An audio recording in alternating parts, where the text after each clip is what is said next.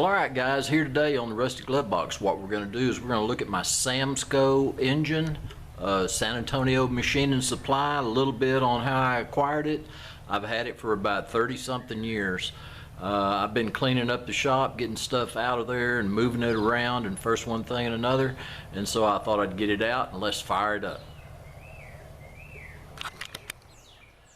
One thing people ask me is, how old is that engine, you know, and what did they use it for, and all that. And this engine is right at 100 years old. It was made around 1920-ish, in that time period. This engine was used to power a compressor, and they used the compressed air to turn over a two-cylinder diesel engine that operated the cotton gin. So anyway, that's what it was used for. These type of engines, they were used for anything on the farm or anything like that, to grinding feed for the animals, or operating a water pump, anything like that. So anyway, this is just one of the engines that I got, and I kind of drug it out and got it cleaned up and fired up, and so here we go.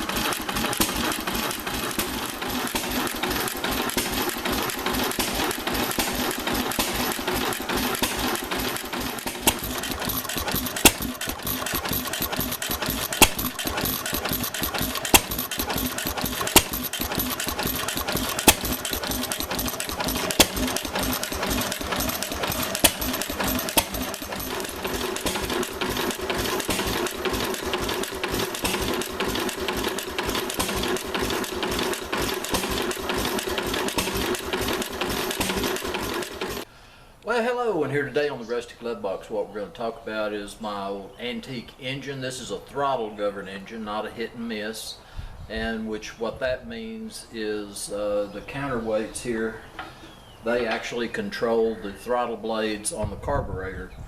And this engine, I got it from a cotton gin, and it was used to pump air that actually was used to start a big two-cylinder diesel engine. This engine is a SAMSCO 5-horse, and I really don't have much information about that. SAMSCO stood for San Antonio Machine and Supply, and they sold their engines at, of course, San Antonio, Corpus Christi, and Waco. And so Waco's about 15-20 miles from where this thing was bought, and it went to a little community not far from here, and it spent its entire life at that cotton gin.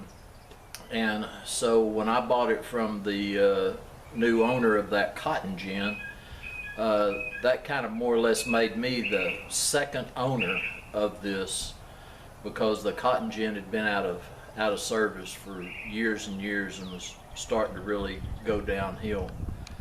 But anyway, I'll show you some of the things that was wrong with it when I got it, the reason why that engine was still there. When I got this engine on the flywheel, somebody had tried to get it, and it had fallen off of the pedestal and it broke this hub off.